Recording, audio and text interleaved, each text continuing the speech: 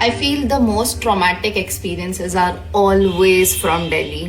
मैं अभी दिल्ली गई थी और मैं अभी वापस घर आ गई हूँ, इसलिए आई फील सेफ कि मैं अपना एक्सपीरियंस शेयर करूँ। आई लैंडेड इन दिल्ली, मैंने रैपिडो बुक करा। रैपिडो इज अ ऐप जिसमें आप कैब्स बुक कर सकते हो। भैया आए और भैया ने सारे ना खिड़की नीचे कर रहे हुए थे और मैंने बहुत ही पेशेंटली और पीसफुली उनसे पूछा कि आप एसी ऑन करोगे क्या, बिकॉज अपेरेंटली कोई भी कैब वाला एसी ऑन करता ही नहीं है। मतलब एक से ऊपर तो उनका आई थिंक वो स्विच होता ही नहीं है। He just looked at me very angrily.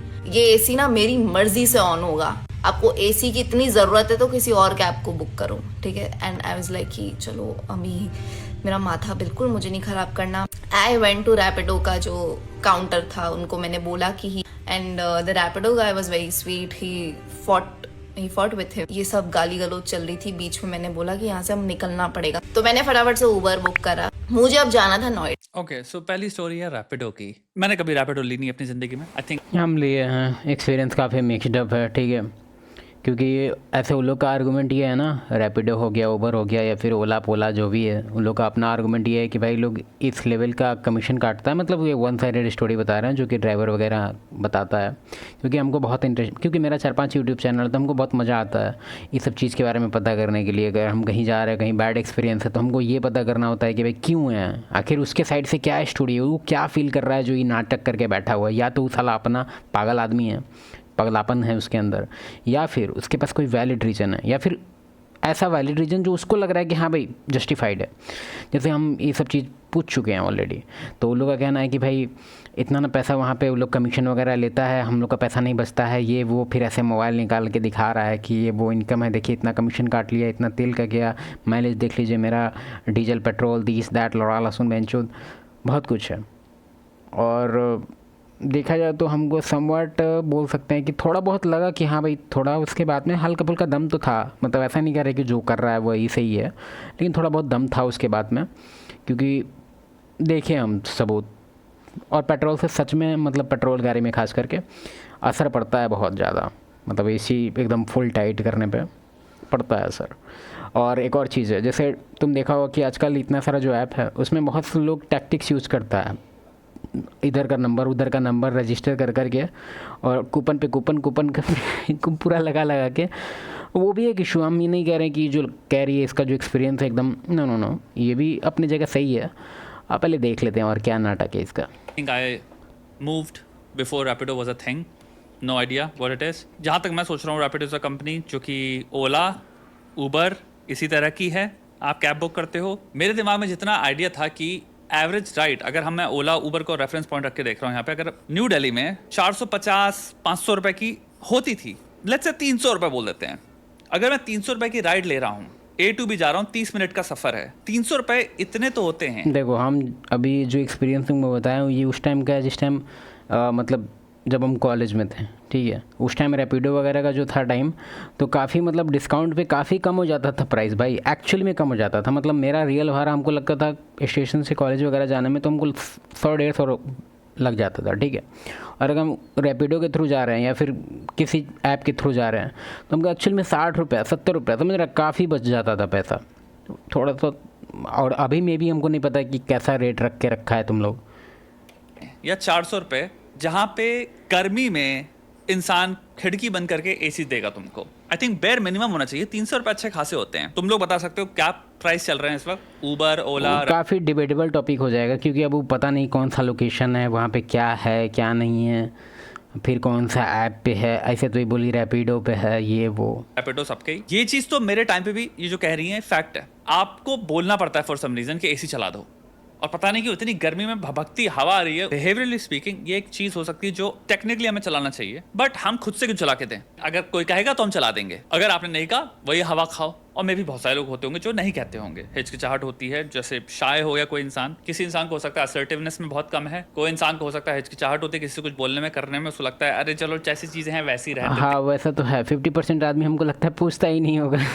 But I am assuming most लोग कहते हैं भैया एसी चला दो। अब यहाँ पे हम बात कर रहे हैं स्टेप 2, जो कि और ही डेंजरस चीज होगी कि इंसान डिनाई कर दे रहा है मेरी कार है, मेरा समथिंग है। ये थोड़ा श्योर तुम्हारी कार है, बट वो ये थोड़ा एरोगेंसी में तो आया है, ऐसे तो नहीं बोला जाता है बेंचोद। तो कोई डिसरिस्पेक्ट थोड़ी कर रहा है इंसान सर्विस। लेकिन इसमें एक और पॉइंट है, क्योंकि मेरा जैसे ट्रस्ट में। ये बात तुमको अगर नहीं विश्वास होता इसको लेके तो हम तुमको थोड़ा सा बेसिक एग्जांपल दे सकते हैं। तुम बॉडी कैम फुटेज देखा करो, खास करके वेस्ट में बॉडी कैम फुटेज होता है तो उसमें बहुत सारा इन्वेस्टिगेशन का केस है। उसमें हम देखें कि मेल और फीमेल का बहुत सारा मतलब हम केसेस स्टडी कर चुके हैं उसमें। तो उसमें एक सबसे अजीब चीज़ बताया तुमको, मतलब उसमें हम देखे हैं ये चीज़, एक पैटर्न देखे हैं जो बहुत हमको अजीब लगा। पैटर्न बेसिकली बहुत अजीब। क्या है पैटर्न पता है? कि फीमेल भाई डिनायल में बहुत रहती है। वो मतलब डिनाई के सामने मान लो ये माउस है, ठीक है, ये देखो माउस है, ठीक है, ये तुम्हारे सामने वो गिरा देगी, ठीक है। तो उसके बाद डबल आंसर है यहाँ पे। एक तो कहे कि नहीं तुम हमको वो किया इसलिए हम गिरा दिए, तो उस चीज़ को जस्टिफाई करती है वो, ठीक है। और एक है कि डिनायल, मतलब कहे कि नहीं हम तो करबे नहीं किए। तो हम लोग को नहीं पता चल सकता है यहाँ पे। हो सकता है कि थोड़ा सा क्या बोल सकते हैं उसको, ऐसा टोनैलिटी में बोली हुई कि भैया ऐसे क्यों नहीं चला रहे हैं, हाँ, तो वो भाई उस रिस्पॉन्स में उसका भी झाड़ जल गया होगा। हमको नहीं पता कि एक्चुअल सिनेरियो क्या हुआ होगा। अब बाद में विक्टिम बनने टाइम तो ये लोग साला बुद्ध का रूप बन ही जाता है, तो वो हम नहीं कह रहे हैं। ज़्यादातर हम देखें हैं कि आज मतलब one sided story.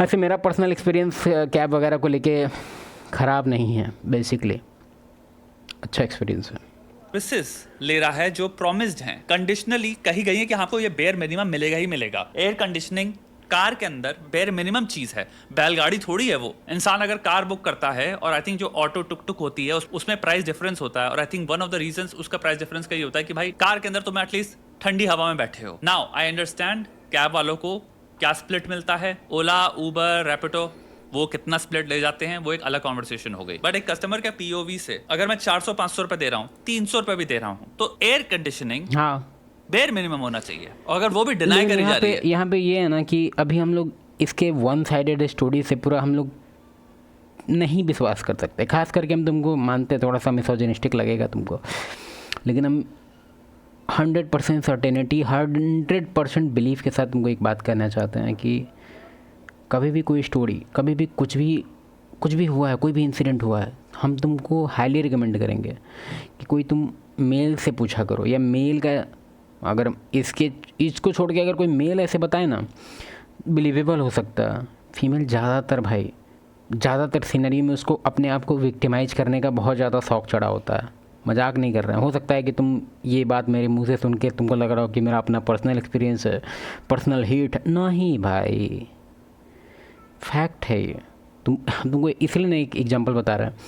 Body cam footage जैसे करके सर्च करो यूट्यूब पे, बॉडी कैम फुटेज ऐसे करके आएगा, और उसमें बहुत सारी तुमको थंबनेल से ही पता चल जाएगा कि कौन मेल का केस है, कोई फीमेल का केस है।